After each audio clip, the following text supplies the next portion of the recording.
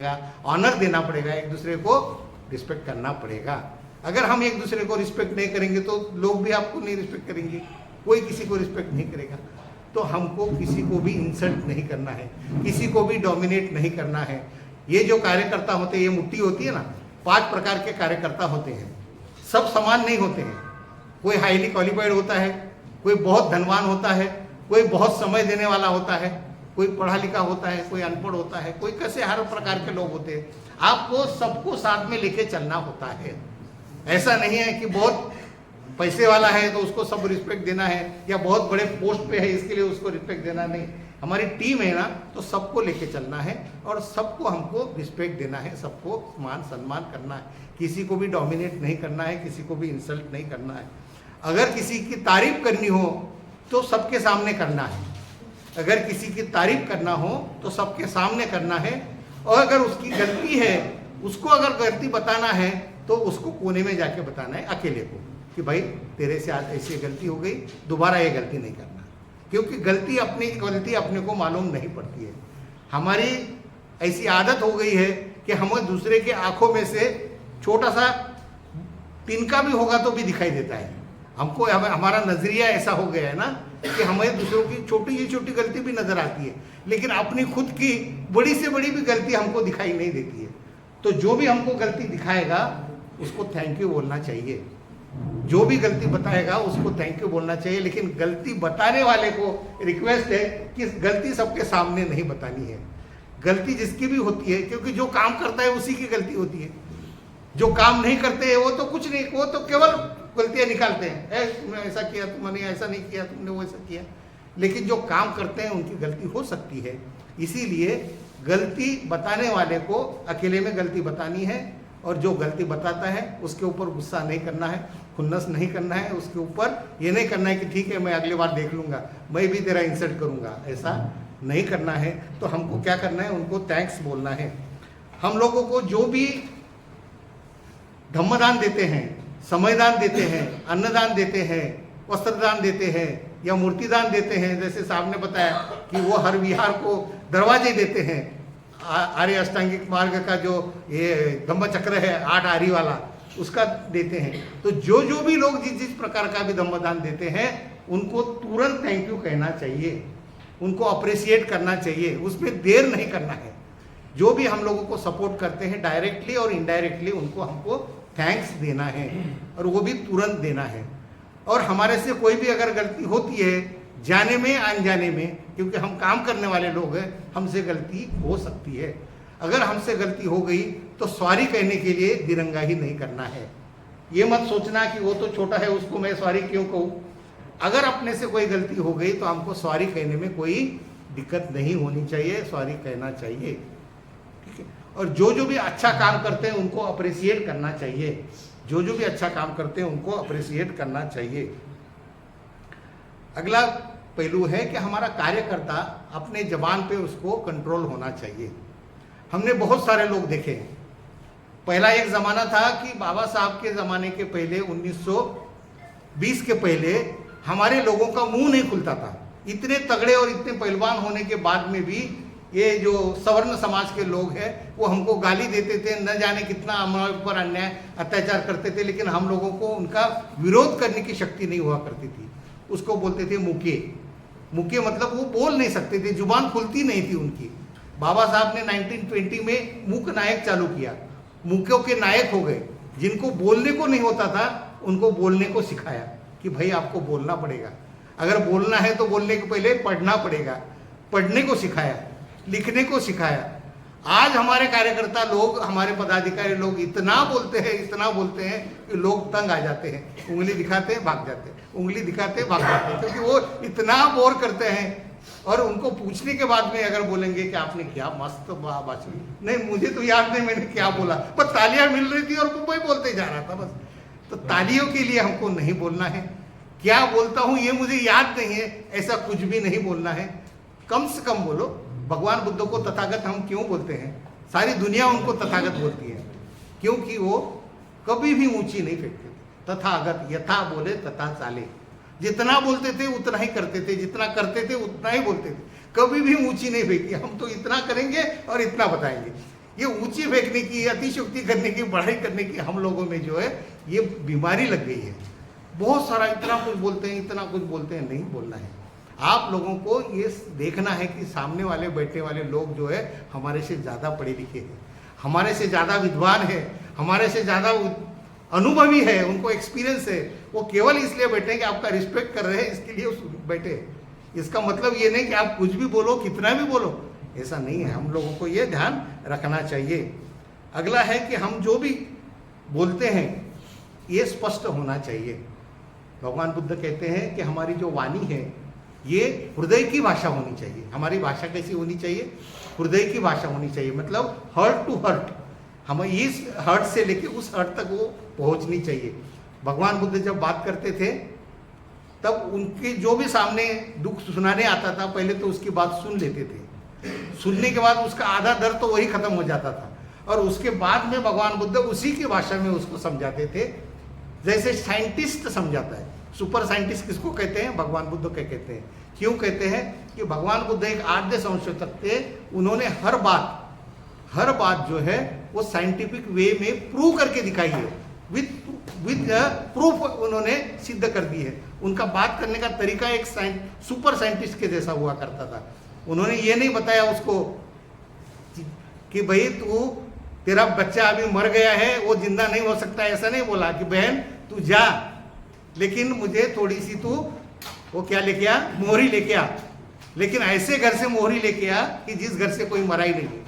देखिए कितनी ये बड़ी फिलॉसफी हो गई, कितने बड़े साइंटिस्ट हो गए, सुपर साइंटिस्ट। हर बात ऐसे उसको पूरे गांव घूमने के बाद में पता चला कि हर घर से कोई ना कोई तो मर गया है। फिर मेरा बच्चा मर गया, ये कौन सी बड़ी बात होगी? किसी का बाप मर गया, किसी की माँ मर गई, किसी की बहन मर गई, हर घर से कोई ना कोई तो मरा है। फिर उसको जो दुख हुआ था कि मेरा बच्चा मर गया है, अभी मैं जिंदा रहने की जरूरत ही नहीं, मेरा बच्चा कोई ना कोई जिंदा करना चाहिए। तब उसको अनित्यता का सिद्धांत जो भगवान बुद्ध ने बताया है, पूरे विश्व के साइंटिस्ट जो है ना, पूरे वर्ल्ड के, उसको झूठा साबित करने के लिए प्रयास कर रहे हैं। अणु का रेणु में उसमें परिवर्तन हुआ, छेदन हुआ। भगवान बुद्ध ने कहा था सब कुछ अनित्य है, सब बदलने वाला है। तो ये जो है कल जो था वो आज नहीं है, आज जो है वो कल नहीं रहेगा। भगवान बुद्ध ने उसी समय बताया, लेकिन कैसे बताते थे? विद प्रूफ बताते थे। इस तरीके से हम लोगों को हमारी जो भाषा है वो स्पष्ट होनी चाहिए, सामने वाले के दिल में पहुंचनी चाहिए, और सामने वाले का जो है उसमें हमको रिस्पांस मिलना चाहिए। अभी ये बात अलग है कि मुझे आपकी भाषा आती नहीं है और मैं हिंदी में बोल रहा हूँ, आपको कितना समझ में आता है मुझे मालूम नहीं, लेकिन मेरी दिल से ये तमन्ना है कि भाई आप लोगों को समझ में आए। मेरा एटलीस्ट मेरा उद्देश्य जो है वो समझ में आ जाए कि हमारा जो भी कार्यकर्ता बात करेगा वो भगवान बुद्ध की तरह बात करेगा, वो बाबा साहब की तरह बात करेगा। बाबा साहब कैसे बात करते थे मालूम है? बाबा साहब बात किया करते थे कि कहते हैं उनके सभा में अगर मुर्दा भी अगर बैठाया गया, लिटाया गया, तो उठ के खड़ा हो जाएगा, इतनी ऊर्जा उनके भाषण में हुआ करती थी। उनको सिंह गर्जना बोलते थे। बाबा साहब जो मतलब जो ललकारते थे, जो बात करते थे, ऊंची ऊंची आवाज में जो बात करते थे, हमारे लोग मुर्दा समान हो गए थे उस समय। तो उन लोगों को उन्होंने खड़ा किया। तो ऐसा कहते हैं कि मुर्दा भी खड़ा हो सकता है। तो हमारे बात में भी उतनी ऊर्जा होनी चाहिए, उतना दम होना चाहिए, उतनी पॉजिटिविटी होनी चाहिए। तो हमको बाबा साहब जैसा, भगवान बुद्ध के जैसा बात करना चाहिए। अगला हमारा पहलू है कि हमको किसी को भी अपनी बढ़ाई नहीं करनी चाहिए, अपनी स्वयं की स्तुति नहीं करनी चाहिए। लोग आपकी स्तुति सुनने के लिए नहीं आते हैं। अगला पहलू है कि हमारा जो कार्यकर्ता है, हमारा कार्यकर्ता के पास में बाबा साहब के लिखे हुए कुछ ना कुछ ये ग्रंथ जो है, मुझे बहुत अच्छा लगा आपकी बात सुनकर कि हर बुद्ध विहार में लाइब्रेरी होना चाहिए और हर लाइब्रेरी में बाबा साहब के किताब होने चाहिए। पहला तो बुद्ध एंड इज धम्मा होना चाहिए हर एक के घर में, सबके घर में हमारे यहाँ संविधान होना चाहिए, कॉन्स्टिट्यूशन ऑफ इंडिया होनी चाहिए। तीसरा जो है हमारे पास होना चाहिए हु वेर शूद्रास, शूद्र पहले कौन थे। बाबा साहब ने हमारा इतिहास बताया है। उन्होंने कहा है कि हम सब लोग जो है, हम एक ज़माने में राजा थे, हम महाराजा, हम सामान्य लोग नहीं हैं। हम सब लोग एक ज़माने में इस देश के राजा थे, इस देश के शासक थे, इस देश के महाराजा थे, हम इस देश के मालिक थे। लेकिन हमको अछूत बनाया गया और गांव के बाहर निकाल दिया गया। क्यों? कि हम उनके परमेश्वर को नहीं मानते थे, ईश्वर को नहीं मानते थे, और हम उनके आत्मा को और परमात्मा को नहीं मानते थे, उनके यज्ञ को नहीं मानते थे। तो इसीलिए हम लोगों को निकाल दिया गया है। तो आपको ये ध्यान रखना है कि हम जो है सामान्य लोग नहीं हैं। शूद्र पहले कौन थे, अछूत पहले कौन थे, हु वेर अनटचेबल्स। ये बाबा साहब ने जो ग्रंथ लिखा है कि अस्पृश्य पहले कौन थे, हम लोग राजा थे। पूरे ये जो बहुजन समाज था ये सब के सब बुद्धिस्ट था।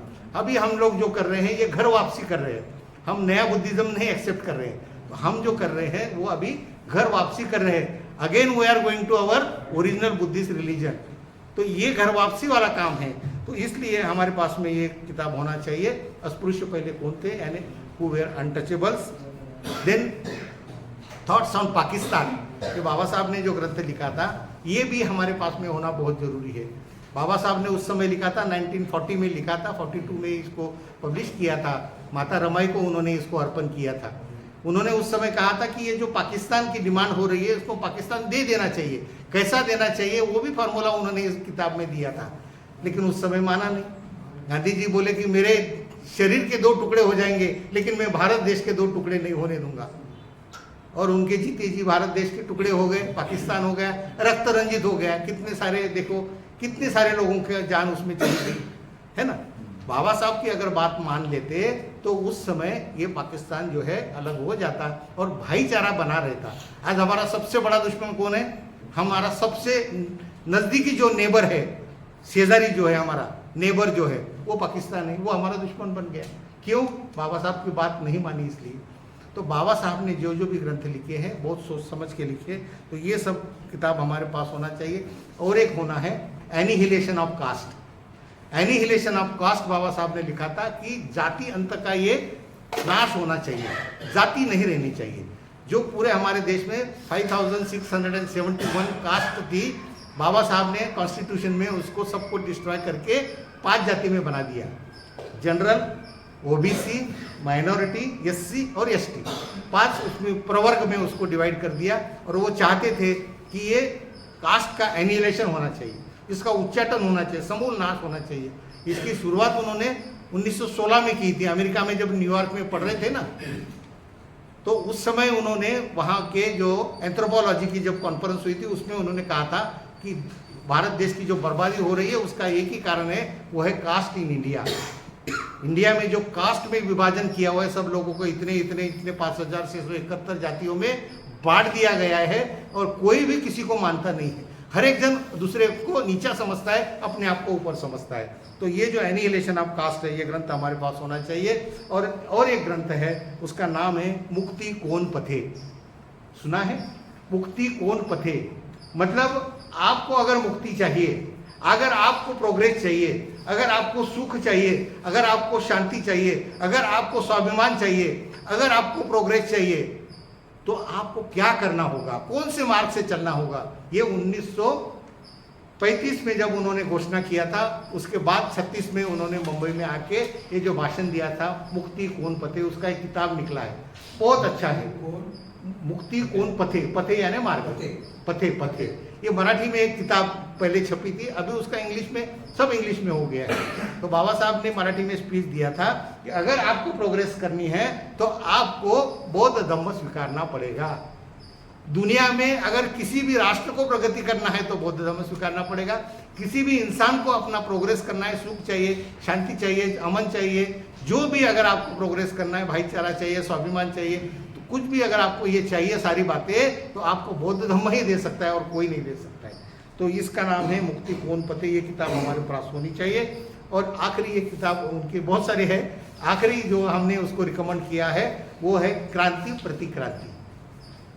क्रांति प्रतिक्रांति बाबा साहब ने यह ग्रंथ लिखा है कि क्रांति के बाद भी प्रतिक्रांति होती है।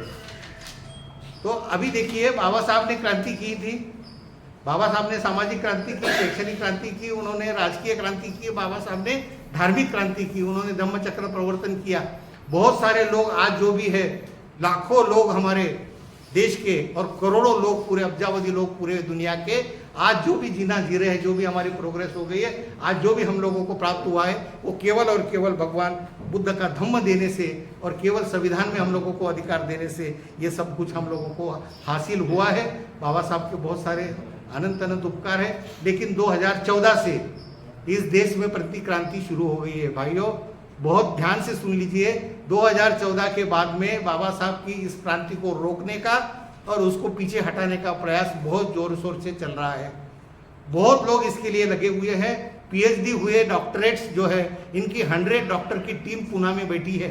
नागपुर में जहाँ रेशीम बाग है वहाँ पर 100 डॉक्टरेट्स लोग बैठे हुए हैं और ये सारा प्रयास कर रहे हैं कि ये बाबा साहब की जो क्रांति है इसको पीछे कैसे ढकालना है। कोई भी बुद्धिज्म में नहीं आए, बौद्ध धर्म को एक्सेप्ट ना करे, बौद्ध धर्म का प्रचार ना हो। बाबा साहब को मानने वाले लोगों में डर पैदा करो और बाबा साहब के लोगों में गुमराह पैदा करो। तो इस तरीके से ये प्रतिक्रांति चालू हो गई है। तो इसलिए हम लोगों को अभी बहुत सचेत होकर काम करना पड़ेगा। इसके लिए आदरणीय भीमराव अम्बेडकर साहब ने 8 पॉइंट दिए हैं, 8 गोल्डन पॉइंट दिए हैं। जैसे तथागत भगवान बुद्ध ने 8 आर्य अष्टांगिक मार्ग बताए हैं। जिसको भी जीवन में निब्बान प्राप्त करना है उसको 8 मार्ग का पालन करना पड़ेगा। उसको गोल्डन वे ऑफ लाइफ कहते हैं। गोल्डन वे ऑफ लाइफ होता है आर्य अष्टांगिक मार्ग। भगवान बुद्ध ने सबके लिए बताया, पूरे मानव जाति के लिए। और आदरणीय भीमराव अम्बेडकर साहब ने 8 पॉइंट बताए हैं गोल्डन, हमारे वे ऑफ आवर वर्क, हमारे काम करने के 8 मार्ग है। उसका पहला जो है, हम जो भी अभियान करेंगे उसमें सबसे ऊपर होगा चलो बुद्ध की ओर अभियान। चलो बुद्ध की ओर अभियान हमारे बैनर पे होगा, हमारे पोस्टर पे होगा, हमारे हर जगह होगा। और हमारा अभियान जो होगा वो चलो बुद्ध की ओर, चलो जाति अंत की, चलो जाति अंत की जो है मराठी में चळवळ कहते हैं, उसको अभियान कहेंगे। जाति अंत का अभियान जो है चलो बुद्ध की ओर। अगर हम लोग इस तरीके से बात करेंगे तो हमारे जितने भी है, सम्राट अशोक के वंशज जबलपुर में हैं। हम भीमराव साहब के साथ में जब गए थे तब वहां सम्राट अशोक के वंशजों ने सर कहा वहां पे बहुत बड़ा बुद्ध विहार है।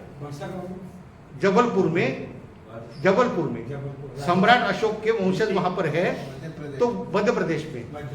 तो उनका कहना था, उन्होंने हमको विहार दिखाया सम्राट अशोक के जमाने का, तो उन्होंने बताया कि हम तो आपके पहले से बुद्धिस्ट है, आप हमको क्या बुद्धिस्ट बनाएंगे, हम तो ओरिजिनल बुद्धिस्ट है, कि हम तो भगवान बुद्ध के धम्म का प्रचार करने वाले चक्रवर्ती सम्राट अशोक के वंशज है। तो वो सारे जुड़ गए। लेकिन हम ऐसे नहीं आएंगे, हम केवल बाबा साहब के परिवार का कोई सदस्य आएगा तो उनके साथ में जुड़ जाएंगे। तो भीमराव साहब आए और सारा जो भी उनका समाज था वो सब के सब बौद्ध धर्म में आ गए। उत्तर प्रदेश में ऐसे बहुत सारे हैं। वो कहते हैं, गुजरात में देखेंगे तो गुजरात में ये जो माता यशोधरा है, वो जिस कोलीय समाज से आई थी, वो कोली समाज के 3 करोड़ लोग हैं गुजरात में। हम भीमराव साहब के साथ वहां जब गए तो वहां बहुत सारे लोग, बहुत सारे नेता, बहुत सारे कलेक्टर, कमिश्नर कोली समाज के, वो कहने लगे हम तो ओरिजिनल बुद्धिस्ट है, हम तो माता यशोधरा के वंशज है, उनके जमाने के हम लोग बुद्धिस्ट हैं, आप क्या हमको बताएंगे, हम तो ओरिजिनल है, हम घर वापसी करेंगे लेकिन भीमराव साहब के सामने करेंगे। तो वो सारे घर वापसी आ गए। अभी इधर जब हम लोग तमिलनाडु गए तो वहाँ हर्षवर्धन राजा के वंशज है। वर्धन जो है हमारे डॉक्टर है बहुत बड़े तमिलनाडु में, मद्रास में। तो उन्होंने कहा कि हम तो बाबा हर्षवर्धन राजा के वंशज हैं और हम तो पहले से बुद्धिस्ट हैं। तो देखिए सारे जितने भी है उत्तर प्रदेश में तो बहुत सारे हैं कि वो कहते हैं कि हम तो पहले से ओरिजिनल बुद्धिस्ट है। वो ओबीसी में आते हैं, वो शेड्यूल कास्ट में नहीं है, ओबीसी में है, लेकिन सारा बहुजन समाज पहले बुद्धिस्ट था। तो हम लोगों को ये चलो बुद्ध की ओर अभियान चालू करना पड़ेगा और हम लोगों को घर वापसी करने के लिए उनको निमंत्रण देना पड़ेगा। अभी हमारी जिम्मेदारी इसलिए बढ़ गई है कि जब हम पश्चिम बंगाल में हम लोग गए थे पहली बार शाखा खोलने के लिए, भीमराव साहब ने हमको भेजा था, 2 जन हम लोग गए थे। तो वहाँ हम लोगों ने उनको बताया तो कह रहे थे आप लोग तो 56 में बौद्ध हो गए, हम तो ओरिजिनल बुद्धिस्ट थे। तो हमने उनको वही बताया कि हम तो आपके थैंक्स देने के लिए, आप बड़े भाई है तो हम छोटे भाई है, लेकिन हमको जैसे आप बुद्ध विहार के लिए जगह देने वाले एक शेतकरी का फोटो आपके विहार में लगा सकते हैं, बाबा साहब की फोटो विहारों में क्यों नहीं है? बाबा साहब की फोटो क्यों नहीं लगाते हैं? पश्चिम बंगाल में एक भी फोटो नहीं थी। भीमराव अंबेडकर साहब ने 12 फोटो मुझे दिए थे, गवर्नमेंट प्रिंटिंग प्रेस के बड़े वाले फोटो, और वो सारे के सारे फोटो मैंने जाके 12 विहारों में पश्चिम बंगाल में लगाए। तो ये हमको चलो बुद्ध की ओर अभियान करना पड़ेगा, घर वापसी करने की हम लोगों को अपील करनी पड़ेगी, तो सारे लोग जुट जाएंगे। केवल अपना अपन लेके नहीं चलना है, तो हमको उनको भी अपील करना है, उनको भी साथ में लेना है। दूसरा है कि हमारा जो पहलू है कि हम लोगों को आचारो परमो धम्मो कहते हैं। भगवान बुद्ध का धम्म कैसा है? आचारो परमो धम्मो। मतलब ये धम्म जो है आचरण में है। भगवान बुद्ध ने क्या कहा था, नतावता धम्मधरो यावता बहुभासति योच अपम्पि सुत्वान धम्म काये न पश्यति सवे धम्मधरो होती यो धम्म नपमजति। मतलब बहुत सुनने से कोई धम्मधर नहीं होता, बहुत बोलने से कोई धम्मधर नहीं होता, बहुत पढ़ने से कोई धम्मधर नहीं होता, बहुत लिखने से कोई धम्मधर नहीं होता। तो जो धम्म का काया से, वाचा से और मन से अनुकरण करता है, आचरण करता है, आचरण बहुत इंपॉर्टेंट, आचरण करता है, वही धम्मधर हो सकता है। तो हमारा धम्म कैसा है, आचरण के ऊपर है। तो हमारा आचरण जो है धम्म के अनुसार होना चाहिए। तीसरा पहलू है, मैं शॉर्ट लेता हूं, हमारी आइडेंटिटी जो है बुद्ध की पहचान होनी चाहिए, बौद्ध की पहचान होनी चाहिए। तो हमारी पहचान क्या है, तो एक तो हमारा सफ़ेद ड्रेस हो गया, ये हमारी पहचान हो गई। फिर हमारा आचरण जो है, हम लोग जो है कोई दाढ़ी रखता है, कोई मूछ रखता है, कोई आधी दाढ़ी रखता है। तो देखिए भगवान बुद्ध की जितनी भी प्रतिमाएं आपने देखी होगी, बाबा साहब की लाखों प्रतिमाएं आपको देखने को मिलेगी अलग अलग प्रकार की। जब वो इनके ब्रिटिश इसमें लेबर मिनिस्टर थे तभी की देखो, या कभी कभी देखो, कभी तो दाढ़ी थी, कभी बड़ी बड़ी मूछें थी। जब हमारे महामानव की मूछें या दाढ़ी बड़ी बड़ी नहीं है, तो हमारे लोग जो है बड़ी बड़ी दाढ़ी आजकल जो बढ़ा रहे हैं, तो ये कहाँ का है। तो हमारी आइडेंटिटी ऐसी होनी चाहिए। हमारी रिक्वेस्ट है कि हमारी आइडेंटिटी होनी चाहिए हमारे महापुरुषों की जैसी, ना तो बड़ी बड़ी मूछें चाहिए, थोड़ी ठीक है ना तो बड़ी बड़ी मूछें चाहिए, ना तो बड़ी बड़ी दाढ़ी चाहिए। तो इसमें सोबर दिखता है। अगर दाढ़ी रहेगी ना तो आदमी सामने वाला जो है वो डरता है, बाबा ये दादा आदमी दिखता है, दादा दिखता है, उसको बात करने ऐसा दिखना चाहिए कि लोग अपने पास आए, चुंबक की तरह, मैग्नेट की तरह लोग आपके पास आए, आपसे अपना दुख दर्द शेयर करने की उनकी तमन्ना हो जाएगी, इच्छा हो जाएगी, भाई ये आदमी भगवान बुद्ध का, बाबा साहब का शिष्य है, अनुयायी है, इनसे बात करूंगा तो ये मेरा कुछ ना कुछ हेल्प करेगा, मदद करेगा। तो इस तरीके से हमारी एक आइडेंटिटी बननी चाहिए। और इसके लिए हम लोगों को अभी जय भीम बोलो किधर भी चलो ऐसा नहीं करना है। तो हमें नमो बुद्धाय कहना है। उत्तर भारत में तो बहुत होता है, नमो बुद्धाय पहले कि जय भीम पहले। अभी हम कहते हैं जय भीम नमो बुद्धाय, क्योंकि अगर बाबा साहब नहीं होते तो क्या हमको बुद्ध दिखाई देते, नहीं दिखाई देते। भगवान बुद्ध को इस तरीके से छुपाया गया था, आपको मालूम है जो महाबोधि विहार है ये पूरा जमीन के नीचे था। उन्होंने इस तरीके से वाकया बनाया था, उसको जब मट्टी के अंदर डालना था ना, तो उस समय उन्होंने ऐसा ये बनाया था कि यहाँ पर एक देवी है, जो भी मन्नत मांगनी है आप मांग सकते हैं, केवल आपको एक मुट्ठी भर मट्टी डालना है, एक मुट्ठी भर मट्टी डालो और आपकी जो भी मन्नत है वो पूरी हो जाएगी। ऐसा मुट्ठी भर करते करते महाबोधि विहार जमीन के नीचे गया था। विठोबा जो है, बाबा साहब ने कहा था पंढरपुर का विठोबा ये दूसरा तीसरा कुछ नहीं है, ये केवल भगवान बुद्ध की मूर्ति है। और वो मंदिर भी हमारा बौद्धों का विहार ही था। तो उसके वहाँ उन्होंने क्या किया कि वहाँ जो चबूतरे होते हैं, पिलर्स होते हैं, उसको एक चांदी का ये लपेटा हुआ था और उसके ऊपर इसमें कौन सी लिपि बोलते हैं, धम्म लिपि, चक्रवर्ती सम्राट अशोक की लिपि जी तो नहीं, उसके सिंहली लिपि बोलते हैं, कोई धम्म लिपि बोलते हैं। वो धम्म लिपि में लिखे हुए थे, सारे पद लिखे हुए थे उधर। तो धम्म लिपि को मिटाने के लिए उन्होंने वहां क्या मन्नत बोल दिया कि आपकी जो भी मन्नत होगी पूरी हो जाएगी, केवल उस दीवार को आपको पीठ घासना है, बस खाली पीठ घासना है, ताकि हर एक जन आके वो पीठ घासेगा तो अपने पीठ से घास के वो जो लिखा हुआ था सब मिटा दिया। तो इस तरीके से इन लोगों ने इतनी चालाकी करके हम लोगों का जो भी है उसको मिटाने का प्रयास किया है। और ये जो उत्खनन हुआ है ये अंग्रेज लोगों की देन है कि उन्होंने उत्खनन किया, इसलिए हम लोगों को नालंदा मालूम पड़ा, हम लोगों को बुद्ध गया का महाबोधि विहार मालूम पड़ा, और जो भी उत्खनन हुआ उसी में से सब कुछ मालूम पड़ा है। तो इसलिए हम लोगों को जो है हमारी आइडेंटिटी बनानी पड़ेगी। और हमको बौद्ध करके लिखते समय स्कूल में, अभी दोपहर में भी अपना सब्जेक्ट हुआ, अपने बच्चे का नाम भी स्कूल में डालेंगे तो बौद्ध डालिए, और बौद्ध सर्टिफिकेट हमारे बुद्धिस्ट सोसाइटी से BSI का ले लीजिए। उसके आधार पे जो भी है नॉमिनेशन जो भी हमको बुद्धिस्ट करना है। बुद्धिस्ट रिलीजन में किसी भी प्रकार की जाति नहीं है। हमारी दोपहर में चर्चा हुई कि अगर बुद्धिस्ट रिलीजन लिखते हैं तो उसमें जाति का कहाँ प्रोविजन है, बुद्धिस्ट में तो जाति है ही नहीं। ये जाति अंत का धम्म है, यहाँ जो भी आता है वो प्रशांत महासागर के जैसा होता है। जैसे महासागर में जितने भी नदियों का पानी चला जाता है, उसके बाद में आप कितना भी तलवार से मारो या लाठी से मारो, अगर उसको विभाजन करने का, भाई ये भागीरथी का कौन सा है, गंगा का कौन सा है, आप उसका विभाजन नहीं कर सकते। तो वैसे ही यहाँ इस धम्म में आने के बाद में किसी भी प्रकार का कोई भी जाति नहीं है, केवल बौद्ध और बौद्ध है। तो ये हम लोगों को करना है। अगला है हमको टीम वर्क के साथ में काम करना है। वो पहलू हमने पहले देखा है, हमको सबको मिलजुल के करना है। क्रिकेट में जैसा कोई बैटिंग करता है, बॉलिंग करता है ना, और कोई क्षेत्र रक्षण करता है, फील्डिंग करता है, लेकिन जीत किसकी होती है? टीम की होती है। सबका टीम के कैप्टन का होता है, लेकिन उसमें सबका योगदान होता है। तो इस तरीके से हमको ये क्रिकेट की टीम के जैसा टीम बना के काम करना है और सब मिल के हम लोगों को ये काम करना है। अगला पहलू है कि हमारा जो भी कार्यकर्ता है उसको आपस में रोटी बेटी व्यवहार करना है। भाइयों, हमारे जो लोग बौद्ध धम्म में आ रहे हैं, महाराष्ट्र में 58 जाति के लोग आए हैं, ओबीसी समाज के लोग आए हैं, एससी के अलग अलग जाति से आए हैं, एसटी के अलग अलग जाति से आए हैं, 58 कास्ट से लोग बुद्ध धम्म में आए हैं। लेकिन दुख दर्द ये है कि उनकी बेटी हम लोग नहीं करते हैं, हमारी बेटी उनको देते नहीं है, तो फिर वो जाएंगे कहाँ? उनकी वजह ऐसी हो गई है कि उनके पहले वाले जो रिश्तेदार थे, उन्होंने बौद्ध धर्म स्वीकारने के पहले वाले वो करते नहीं है, बोलते ये तो अभी बौद्ध धर्म में गया, अभी हम उनकी बेटी क्यों देंगे और इसकी बेटी क्यों करेंगे। तो हम लोगों को रोटी व्यवहार तो करना ही है, लेकिन बेटी व्यवहार भी करना है।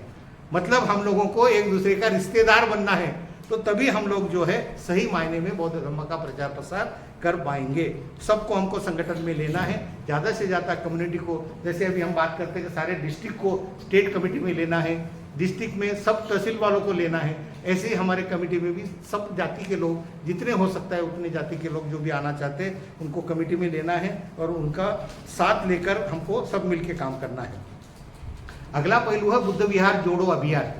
बुद्ध विहार जितने भी है, तो सारे बुद्ध विहार जो है हमारे समाज के हैं, वो बुद्ध धम्म का प्रचार प्रसार करने के लिए जिन्होंने भी बनाए उनको धन्यवाद दीजिए, उनको थैंक्स बोलिए और उनको एफिलिएट कर लीजिए। बुद्धिस्ट सोसाइटी ऑफ इंडिया ये हमारी मातृ संस्था है। मातृ संस्था का मतलब है हमारे जो माता पिता जो थे, हमारे पापा के भी बाबा साहब अम्बेडकर थे, उन्होंने इस संस्था का निर्माण किया है, इसलिए ये संस्था हमारी सबकी है, ये मातृ संस्था है। और इस संस्था के जो भी है सभी सारे जितने भी संगठन हैं, फिर लोकल लेवल के संगठन हो, मंडल हो, एसोसिएशन हो या जो भी है, उनको सबको एफिलिएट करना है। जो भी बुद्ध विहार होंगे उनको एफिलिएट करना है। बुद्ध विहार वालों को ये भी रिक्वेस्ट करना है कि बुद्ध विहार आपका ही रहेगा, हमको उसकी ये प्रॉपर्टी नहीं चाहिए, लेकिन इसका सदुपयोग हम करेंगे। हम यहाँ धम्म प्रचार का हमारा जो भी प्रवचन मालिका रखेंगे, हमारा शिविर वहाँ रखेंगे, हमारा कार्यक्रम वहाँ रखेंगे, हमारी लाइब्रेरी वहाँ रखेंगे, हमारा किताब पुस्तकालय वहाँ रखेंगे, हमारे कोचिंग क्लास वहाँ होंगे। तो इस तरीके से उस बुद्ध विहार में कुछ ना कुछ एक्टिविटीज चलती रहना चाहिए। इसलिए सारे बुद्ध विहारों को हमको साथ में जोड़ना है। जितने भी हमारे पास मंडल है, वो सब मंडल को हमको साथ में जोड़ना है। जितने भी अपने लेवल में मंडल है, किसी का भी विरोध नहीं करना है, उनका नाम वैसा ही रहेगा, उनकी एक्टिविटी ऐसी रहेगी, केवल सहयोग 100 मंडल, उनको सहयोग में ले लीजिए, उनको एफिलिएट कर लीजिए। हमारी मदर इंस्टीट्यूट है, उनको साथ में जोड़िए, लेकिन सारे मंडल का सहयोग लीजिए, उनको अपने साथ में एफिलिएट कर लीजिए। और आखिरी पहलू है कि समाज के साथ में हमको नाड़ जोड़नी है। इसका मतलब है समाज के जो भी हमारे अंग है, जैसे सुबह हमने बात किया था, जितने जैसे भी एडवोकेट्स हैं, अब हमारे पास तो हम 3 एडवोकेट तो इधर ही बैठे हैं, तो एडवोकेट्स की हमारी पैनल होनी चाहिए। समाज के जितने भी एडवोकेट्स हैं उनका एक पैनल बना लीजिए, समाज के जितने भी डॉक्टर्स हैं उनको बुला के उनका एक पैनल बना दीजिए। हमारा जो आरोग्य शिविर होता है, हेल्थ ट्रेनिंग प्रोग्राम, उसमें उनको इन्वाइट कीजिए। और उसके बाद में हमारे जितने भी प्रोफेसर्स हैं, जितने भी हमारे लेक्चरर्स हैं, जितने भी हमारे टीचर्स हैं, उनका एक एफिलिएशन बनाइए, उनका टीम बनाइए, उनको सबको साथ में जोड़ना है।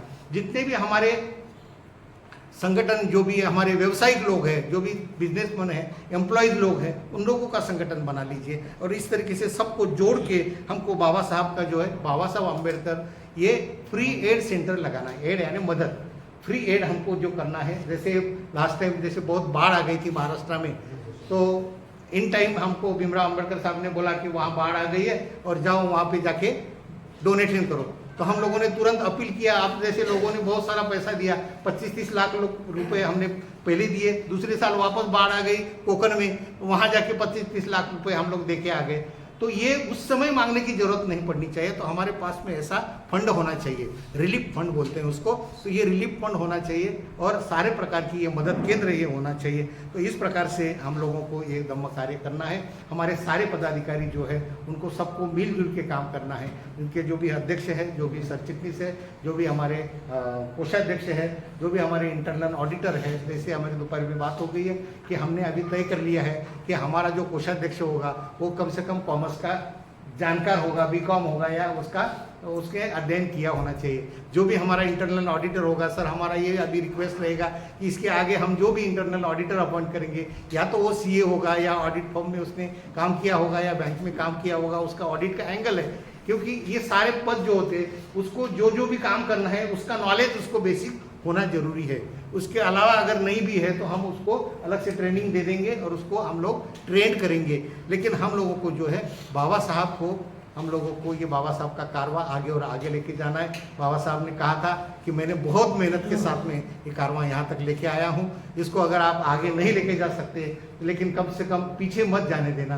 तो इसके लिए मैं आप सभी से रिक्वेस्ट करता हूँ कि आप सब मिल के हम लोग प्रयास करेंगे, बाबा साहब का कारवां आगे आगे लेके जाएंगे। दर्शन जी के नेतृत्व में ये यूथ विंग जो है भीमराव अम्बेडकर साहब ने ये प्रयोग किया है, यहाँ अगर फेल हो गया तो मेरे भाइयों ये पूरे देश में दोबारा नहीं जाएगा और किसी को नहीं मिलेगा। इसलिए मैं सभी से विद फोल्डेड हैंड मैं आपको रिक्वेस्ट करता हूं कि आपको मिलजुल के पूरी ताकत के साथ में हमको जुटना है, मिलना है और ये कारवां को आगे आगे लेके जाना है और पूरे कर्नाटक को हमें बौद्धमय बनाना है। बहुत बहुत धन्यवाद, बहुत बहुत साधुवाद, बहुत बहुत मंगल कामनाएं। जय भीम, नमो बुद्धाय, जय संविधान।